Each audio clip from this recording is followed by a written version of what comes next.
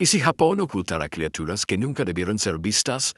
Bajo mares oscuros, montañas antiguas y carreteras modernas, algo se mueve en silencio. Hoy te invito a cruzar la frontera entre mito y realidad. Bienvenido al canal, suscríbete y deja tu like, porque la gran pregunta es inevitable. ¿Y si todo esto no fuera solo leyenda? Julio de 1915, plena Primera Guerra Mundial. Las aguas del Mediterráneo son, bueno, un cementerio de acero. El submarino alemán U-28, al mando de Georg Günther von Forstner, acaba de hundir al carguero británico Iberian. Parece una operación de manual, pero lo que pasa justo después es, eso es algo que no te enseñan en ninguna academia militar. La explosión del carguero es descomunal, y de entre los restos algo es propulsado desde las profundidades. El informe oficial del capitán es tajante. Una criatura gigantesca, de unos 20 metros, cuerpo alargado, 4 enormes aletas y un aspecto reptiliano. Se retuerce en el aire durante 20 segundos y luego simplemente desaparece. Y no es una alucinación, toda la tripulación en el puente lo vio. Es un informe militar registrado. La pregunta no es si lo vieron o no, sino qué demonios vieron en las aguas del Mediterráneo. Y esa pregunta, fíjate, nos sitúa en el centro de nuestra exploración de hoy. Porque el océano es la última gran caja negra de nuestro planeta. Cubre más del 70% de la Tierra, pero la cifra que realmente importa es que más del 80% de sus profundidades sigue siendo un absoluto misterio. O sea, ni siquiera lo hemos cartografiado bien. Es un mundo de presiones aplastantes, de oscuridad eterna. Así que, más que hacer una lista de monstruos, lo que vamos a hacer es analizar la calidad de la evidencia. Vamos a examinar los casos mejor documentados, no desde la leyenda, sino desde la credibilidad de quienes lo vivieron, oficiales navales, científicos, gente entrenada para observar, no para fantasear. De acuerdo, vamos al lío con esto. Porque si hablamos de testigos creíbles, hay casos que son el pilar de todo esto. El del submarino es increíble, pero hay uno anterior que, para mí, es casi el caso fundacional. Nos vamos a 1848, a un buque de la Royal Navy, el HMS Daedalus. Y aquí los testigos, no son unos marineros cualquiera. Exacto. El 6 de agosto de 1848, en el Atlántico Sur, el capitán Peter McQuay y varios de sus oficiales de alto rango ven algo que les deja, perplejos. Lo describen en un informe oficial al almirantazgo como un reptil marino de más de 15 metros, con un cuello larguísimo y una cabeza de serpiente que mantenía erguida fuera del agua, moviéndose a una velocidad constante. Espera, un momento. Compararlo con un reptil marino, un plesiosaurio. Suena un poco a ciencia ficción para la época, ¿no? ¿No es más lógico pensar que simplemente vieron un animal conocido en una postura extraña? El cerebro es muy bueno inventando patrones donde no los hay. Totalmente. Y esa fue la primera objeción de la comunidad científica de la época. Pero ahí es donde el informe se vuelve robusto. Los oficiales insistieron en que lo observaron durante casi 20 minutos y que su movimiento no se parecía a nada conocido. No era el subir y bajar de una ballena, ni el movimiento lateral de un pez. Lo describieron como un avance ondulante, vertical. O sea, era una descripción puramente de comportamiento. Vieron algo que se movía de una forma que rompía las reglas que conocían. Vale, entiendo. El qué era secundario. Lo importante era el cómo se movía. Y si saltamos a 1905, al yate Balaya, la cosa se pone aún más seria. Porque los testigos ya no son militares, son científicos. Y aquí hay una clave muy interesante. En el Balaya viajaban dos naturalistas, Edmund Midwaldo y Michael Nicholl. Eran observadores profesionales, ¿sabes? Y lo que ven frente a las costas de Brasil no lo describen solo por su comportamiento, sino por su anatomía.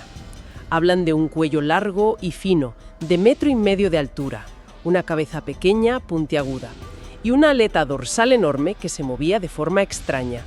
Y Midwaldo, como buen científico, hizo bocetos en el momento. O sea que pasamos de una descripción de movimiento a una descripción morfológica. Exacto. En 60 años hemos pasado de esto se mueve raro a esto tiene esta forma exacta. La descripción se vuelve más específica, más biológica. Ya no es solo un susto en alta mar, es una observación que aspira a ser científica. Y eso para la ciencia es mucho más frustrante, porque el misterio, en lugar de disiparse, se vuelve más concreto. Vale, dos científicos. eso le da mucho peso. Pero, ¿publicaron sus hallazgos en una revista científica o se quedó en una anécdota de viaje? Se quedó en un informe a la Sociedad Zoológica de Londres. Nunca se publicó formalmente como el descubrimiento de una nueva especie, porque no tenían un cuerpo, solo un avistamiento. Y en ciencia, sin espécimen, no hay caso. Pero el testimonio de dos naturalistas entrenados, bueno, es una de las anomalías más persistentes de la criptozoología marina. Me recuerda al caso de la serpiente de Gloucester, en Massachusetts, en 1817. Ese es fascinante porque no es un solo barco, ¿verdad? Es toda una comunidad. Claro, es un avistamiento masivo que dura semanas. Decenas de personas, desde pescadores a ciudadanos en la costa, describen lo mismo. Una criatura gigantesca, de hasta 30 metros, que se movía dejando una estela de jorobas en el agua.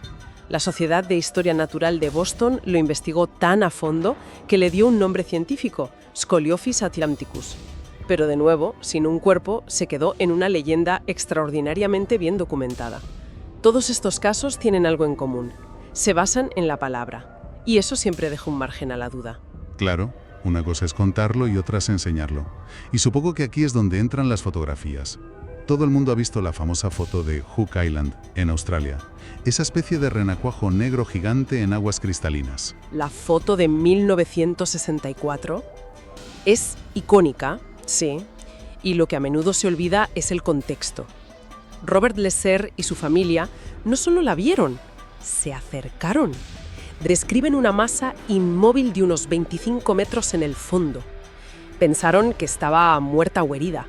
Lesser cuenta que estaba a punto de saltar al agua para filmarla, cuando la criatura abrió lo que parecía una boca y se movió, desapareciendo. En la era de la inteligencia artificial y el Photoshop, esa foto no duraría ni 5 minutos. Pero en 1964... En 1964 era mucho más difícil de falsificar. Se ha analizado hasta la saciedad. Algunos dicen que podría ser una lona de plástico, pero la historia de Lesser, el movimiento que describe, le añade una capa de credibilidad.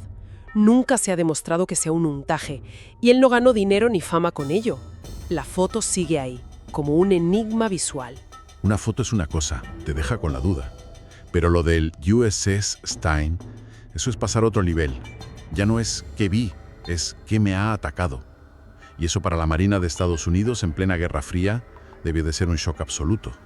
El incidente del USS Stein en 1978 es posiblemente el caso más inquietante de todos, porque tenemos evidencia física.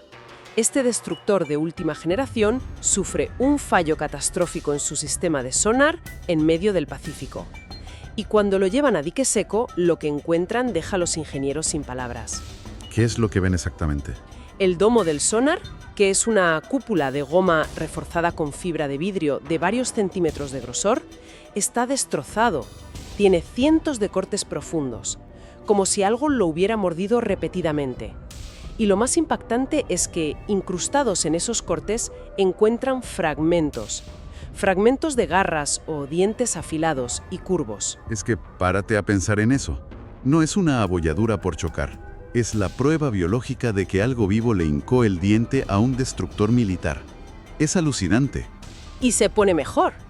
El análisis de esos fragmentos reveló que pertenecían a una criatura desconocida, pero con similitudes a las mentosas con ganchos de los calamares gigantes, solo que de un tamaño muy, muy superior a cualquiera registrado. Y recuerda, como decías, el barco estaba en movimiento.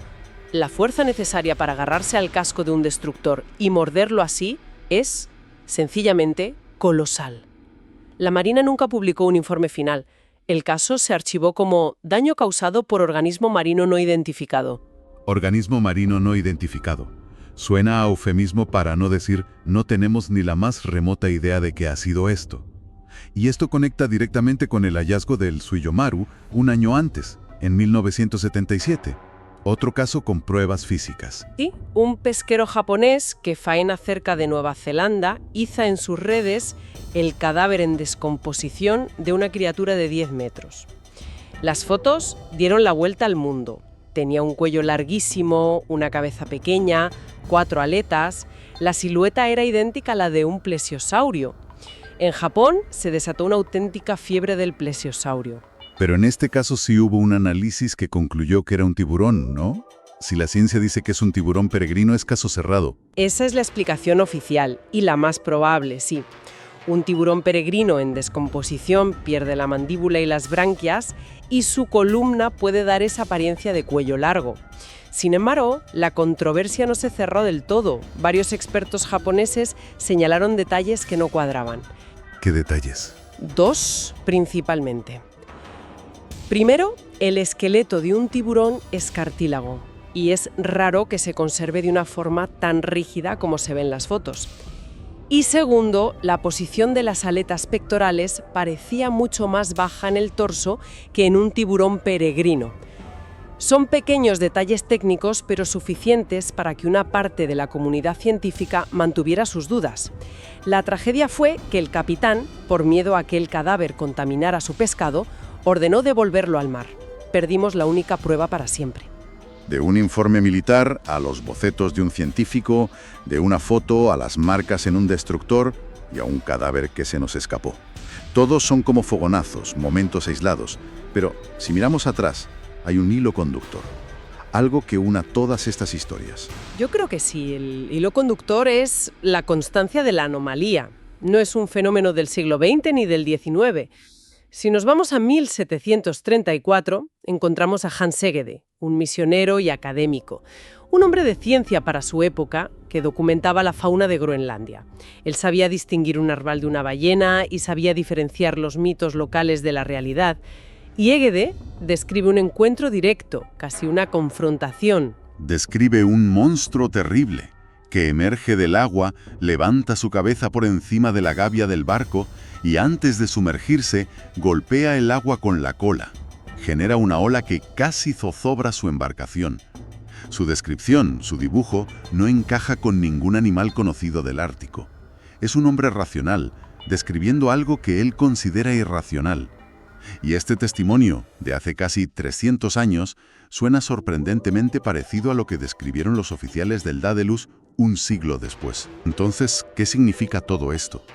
Hemos visto informes militares, testimonios de científicos, fotos, daños físicos, relatos que se repiten a lo largo de los siglos con descripciones sospechosamente similares. Al final, ¿qué nos queda? Nos queda un mosaico de datos anómalos. Piezas que no encajan en el puzzle de la biología que creemos conocer. Son los límites de nuestro mapa del mundo. No son solo cuentos de marineros, son informes navales, registros científicos, fotografías y cicatrices en el acero de un buque de guerra. Y eso nos lleva a una reflexión final que es casi obligatoria. Si todo esto es solo lo que ha logrado llegar a la superficie, lo que ha sido visto por unos pocos afortunados en momentos fugaces de la historia, ¿qué tipo de vida, con qué formas y qué tamaños podría estar existiendo ahora mismo en ese vasto y oscuro 80% del océano que sigue siendo, a día de hoy, un territorio completamente inexplorado? Bienvenidos. Continuamos explorando una de las historias más fascinantes y persistentes de la humanidad. Nuestros encuentros con lo desconocido en la inmensidad del océano. Cubre más del 70% de nuestro planeta, pero, y esto es lo increíble, el 80% de sus profundidades sigue siendo un misterio absoluto, un mapa en blanco. A lo largo de la historia, desde marineros en buques de vela hasta tripulaciones de destructores modernos, se han reportado encuentros con criaturas que, desafían toda clasificación biológica. Y esa persistencia, claro, nos obliga a plantear una pregunta fundamental. Estos testimonios, que a menudo son increíblemente detallados y provienen de testigos que consideraríamos creíbles, oficiales navales, científicos, naturalistas, ¿constituyen de verdad una evidencia sólida de la existencia de grandes especies marinas desconocidas? ¿O son en realidad un estudio fascinante sobre nosotros mismos? O sea, sobre la mala interpretación, el miedo y esa poderosa tendencia humana a ver monstruos en las sombras del abismo. Pues yo voy a sostener que la calidad, la consistencia y en algunos casos la naturaleza física de la evidencia sugieren que algo real y desconocido habita en las profundidades. Que desestimar todos estos encuentros es un acto de arrogancia intelectual. Y yo argumentaré que, sin un espécimen tangible, sin un cuerpo que podamos analizar en un laboratorio, estos relatos, por muy fascinantes que sean, permanecen en el terreno de la anécdota. Son historias, no son ciencia. Y para la mayoría de ellas existen explicaciones perfectamente racionales que a menudo son más reveladoras que la propia leyenda. A ver, mi punto de partida es la credibilidad de la fuente. No estamos hablando de mitos antiguos o leyendas de taberna, sino de informes formales, a veces redactados bajo juramento. Pensemos, por ejemplo, en el caso del submarino alemán U-28, en 1915, en plena Primera Guerra Mundial. El capitán George Gunther von Forstner y su tripulación hunden el carguero británico Iberian. Segundos después, una explosión submarina lanza por los aires no solo restos del barco, sino lo que describieron como una criatura reptiliana de unos 20 metros que se retorció y, bueno, desapareció. Es que estos eran hombres entrenados para la observación precisa en el mar. Precisos para identificar un acorazado o un submarino enemigo, sin duda. Totalmente de acuerdo. Para identificar una especie biológica desconocida que aparece durante un segundo en medio de la violencia de una explosión y el caos del combate, ahí tengo mis serias dudas. Pero es que no es un caso aislado. Vayamos a 1848. Al HMS Daedalus, de la Royal Navy. El capitán Peter McQuay y sus oficiales presentan un informe oficial al almirantazgo describiendo una criatura con un cuello de más de 15 metros y una cabeza de serpiente. O, incluso mejor, el yate Valhalla en 1905, donde los observadores eran dos naturalistas expertos de la Sociedad Zoológica de Londres, Edmund Medwaldo y Michael Nichol. O sea, su trabajo era precisamente identificar animales. Vieron una criatura, hicieron bocetos detallados en el acto y concluyeron que no se parecía a nada conocido. La recurrencia de las descripciones a través de los siglos, cuellos largos, movimiento serpentino, apunta a un fenómeno real, no a invenciones individuales. Ya, pero es que las afirmaciones extraordinarias exigen pruebas extraordinarias. Un testimonio, incluso el de una experta, no es una prueba concluyente, es el inicio de una investigación. La percepción humana es notoriamente falible, especialmente en el mar. El estrés, la luz del sol reflejada en el agua, la distancia, la niebla, el propio movimiento de las olas. Vamos, que todo esto puede llevar a interpretaciones erróneas de animales perfectamente conocidos. Un grupo de delfines saltando en fila puede parecer una sola serpiente con jorobas. Y tenemos el ejemplo perfecto de cómo este deseo de creer nos puede engañar a todos. El del pesquero japonés Tsuyo Maru en 1977. Un caso intrigante, sin duda. Más que intrigante, es una lección de humildad. La red del barco saca un cadáver en descomposición que parece, sin lugar a dudas, un plesiosaurio prehistórico. Las fotos dieron la vuelta al mundo, causaron una conmoción. El gobierno japonés emitió sellos conmemorativos.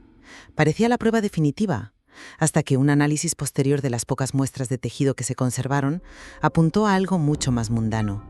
Un simple tiburón peregrino en un estado avanzado de descomposición. Esto demuestra lo fácil que es confundirse, lo mucho que nuestro cerebro está programado para completar los huecos con la imagen del monstruo. Sin un cuerpo, una grabación clara o datos genéticos, todo lo que tenemos son historias. Entiendo perfectamente la cautela que impone el caso del Tsuyomaru, pero no podemos aplicar esa única plantilla para descartar testimonios de expertos que observaron animales vivos y en movimiento. Volvamos al Valhalla. Medwaldo y Nichol eran ornitólogos y biólogos marinos. Su informe es de una precisión clínica. Describen una aleta dorsal grande, una cabeza similar a la de una tortuga y un cuello largo. Descartaron explícitamente ballenas, focas o tiburones porque lo que vieron tenía una anatomía y un patrón de movimiento que no correspondía a nada conocido por ellos. No era un cadáver, era un animal vivo cazando. Su testimonio es el de un experto en el campo, no el de un marinero sugestionado. Sí, pero es que incluso los expertos más entrenados pueden ser víctimas de una ilusión. Mencionas la explosión del Iberian en el caso del U-28 como un factor que clarifica la visión, pero yo lo veo justo al revés.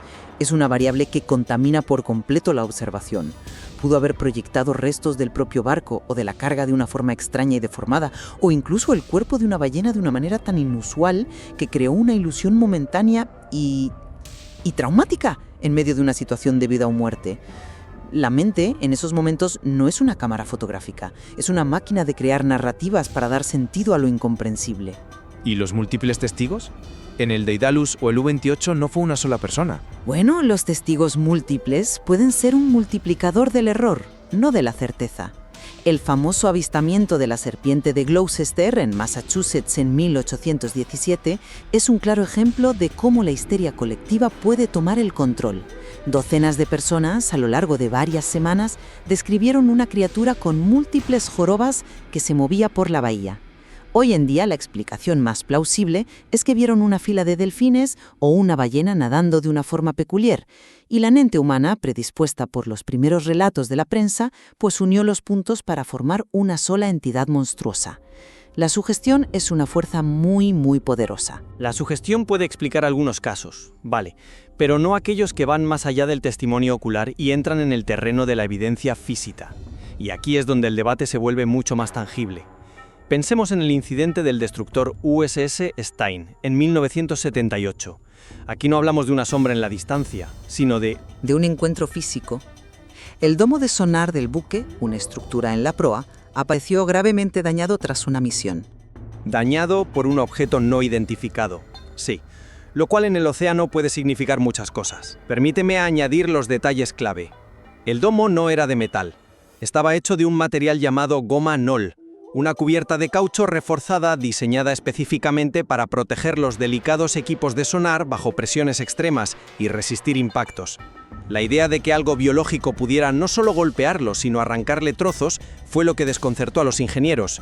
El domo tenía cientos de cortes profundos, y lo más importante, se encontraron incrustados en el material fragmentos de garras o dientes orgánicos. ¿Garras que llegaron a ser identificadas? Los análisis sugirieron que eran similares a los ganchos córneos que tienen algunos calamares gigantes en sus ventosas, pero significativamente más grandes que los de cualquier espécimen jamás registrado. La conclusión del biólogo marino que los analizó fue que el responsable tenía que ser un animal de un tamaño colosal, desconocido para la ciencia. Algo con una fuerza descomunal se aferró a un buque militar que navegaba a velocidad considerable y le arrancó pedazos de su cubierta protectora. Esto no es un espejismo. Es un caso fascinante, lo admito.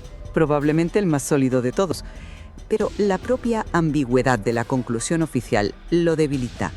La Marina de los Estados Unidos nunca emitió un informe concluyente que afirmara «esto es una nueva especie».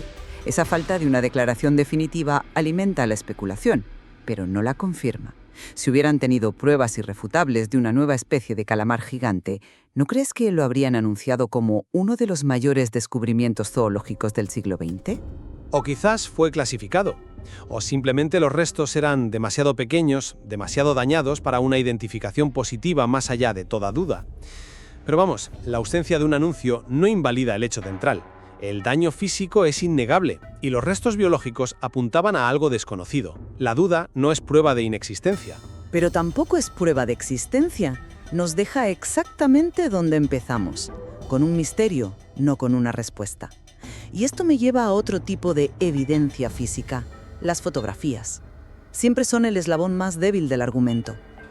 Incluso la famosa fotografía de Hook Island, en Australia, de 1964, es una imagen extraordinariamente nítida, tomada en aguas claras y poco profundas. Muestra lo que parece ser una criatura de unos 25 metros con forma de renacuajo gigante, oscura, masiva.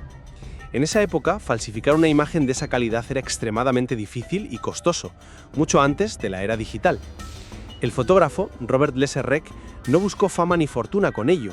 De hecho, su historia fue consistente y se mantuvo relativamente al margen. Una fotografía, por muy intrigante que sea, es solo un instante congelado sin contexto. Podría ser una formación de rocas submarinas que crea una ilusión óptica con la luz y las sombras. Podría ser una gran lona, una red de pesca abandonada. O sea, podría ser muchas cosas. La falta de un vídeo que muestre un movimiento biológico claro o de una escala de referencia fiable la deja en el terreno de la duda razonable. Y esto me devuelve, una vez más, al Tsuyomaru. La evidencia fotográfica de ese caso parecía irrefutable. La silueta de un plesiosaurio colgada de una grúa. Era la foto del siglo. Pero la escasa evidencia biológica, la ciencia, La contradijo de forma aplastante. Lo que vemos, o lo que creemos ver en una foto, no siempre es la realidad. Lo que me parece más convincente es el patrón histórico, ese hilo conductor que une avistamientos a lo largo de los siglos, mucho antes de que existiera la cultura popular de los monstruos marinos. El misionero Hans Egede describe en la costa de Groenlandia, en 1734, un monstruo terrible que se elevó sobre el agua con movimiento ondulante. Más de 100 años después, en 1848, la tripulación del HMS Daedalus describe un ser con un cuello extremadamente largo y cabeza pequeña, y 50 años más tarde, en el 905, los naturalistas del Valhalla dibujan precisamente eso. La descripción de un animal de cuello largo, cabeza pequeña y movimiento serpentino se repite en diferentes culturas y épocas antes de que la comunicación global pudiera crear un arquetipo compartido. Esta consistencia sugiere que los testigos, separados por océanos y siglos, observaban un tipo de animal real. Es un argumento poderoso, sí. La consistencia es difícil de ignorar. Pero, ¿y si te dijera que el patrón que observas no es el de un animal vivo, sino el de cómo se descomponen ciertos animales muertos?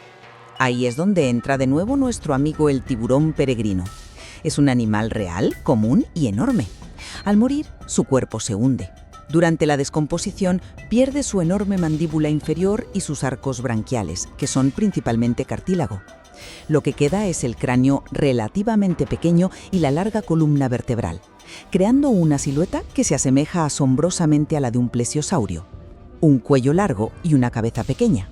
Espera, ¿estás diciendo que muchos de estos avistamientos históricos podrían ser simplemente cadáveres de tiburón a la deriva? Exactamente. El patrón no es biológico, es tafonómico. Es un término que usamos en paleontología y se refiere al estudio de cómo se descomponen y fosilizan los organismos. El océano es un experto en disfrazar cadáveres. Es muy probable que muchos de los avistamientos históricos de serpientes marinas se deban a encuentros con estos pseudoplesiosaurios.